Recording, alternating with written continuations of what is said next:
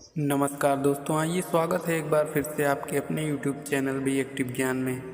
आइए जानते हैं अध्याय में आगे बढ़ते हुए दक्ष के यज्ञ का पुनः परिवर्तित होना तथा वहाँ पर प्रकट हुए भगवान शिव की स्तुति करना।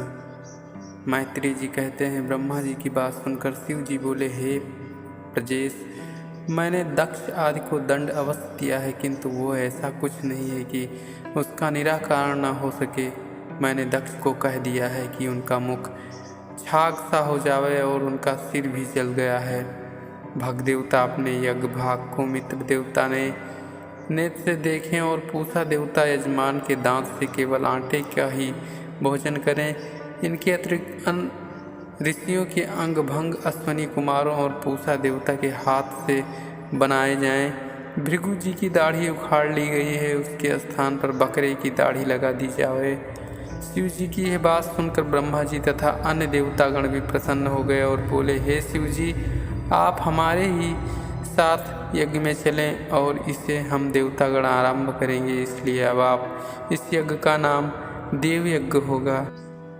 इसके अनंतर शिव जी, ब्रह्मा जी और देवगण यज्ञ स्थल पर पहुँचे और समस्त कार्यों का संपादन उसी प्रकार फिर से किया गया जैसा शिव जी ने कहा।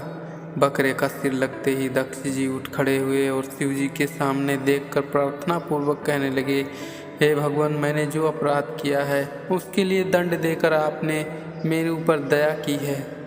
तत्वों के ज्ञान को न जानने के कारण मैंने देव सभा में आपके प्रति दुर्वचन कहा था और ये आपकी कृपा थी कि आपने मुझे नरक में नहीं भेजा। मैं अब प्रार्थना करता हूँ, आप मुझ पर प्रसन्न हो जाएं।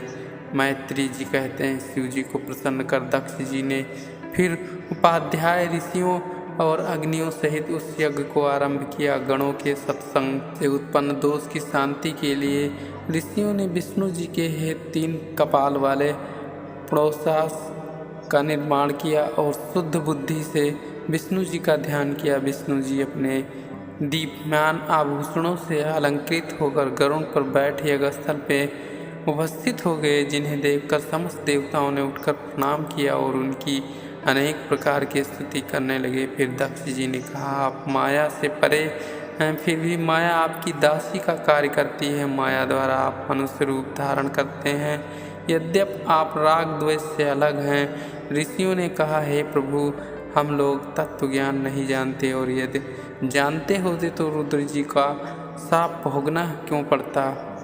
वेद त्रयी द्वारा सिद्ध यज्ञ रूप में हम आपको जानते हैं। यज्ञों के इंद्रादि देवता आदिदेव रूप में आप ही में प्रतिष्ठित हैं। इसी प्रकार सदस्यों ने और रुद्र जी, भृगु मुनि, ब्रह्मा जी, देवराज, इंद्र, स्त्रियों, सिद्धों, यज्ञ मानियों, लोकपालों, गंधर्वों, विद्याधरों और अग्नि आदि सब ने पृथक पृथक यज्ञदेव श्री विष्णु जी की अनेक प्रकार से स्तुति की है।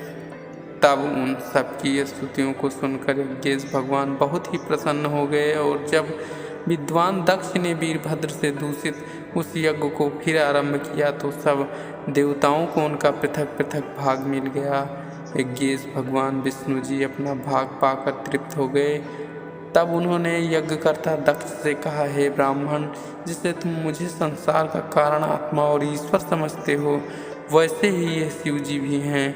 इनमें और मुझमें भेद करना मूर्खता है। जिसे मुझमें और शिव जी में अंतर नहीं ज्ञात होता वह शांति पाता है। यह सुनकर दक्ष को बड़ा संतोष हुआ और उन्होंने यज्ञ के पुरोसास के दोनों देवताओं का समान रूप से सविधि पूजन किया। पश्चात यज्ञ में सोम पीने वाले अन्य सभी देवताओं की भी उन्होंने पूजा की और यज्ञ समाप्त हुआ। ऋषियों सहित प्रजापति दक्ष ने अवभृत स्नान किया, जिससे अब उनमें अधर्म का कोई लेस न रहा। अब उन्होंने सब सिद्धियों को अपने कर्म से प्राप्त कर लिया। ऐसा समझकर यज्ञ में आए हुए सब देवता प्रसन्न हो स्वर्ग को चले गए। उधर सती जी अपना शरीर छोड़कर राजा हिमवान के घर उनकी स्त्री मैना के गर्भ से उत्पन्न हुई और वहाँ उनका पार्वती नाम पड़ा। वहाँ भी उन्होंने शिव जी को ही पतिभाव से स्वीकार किया।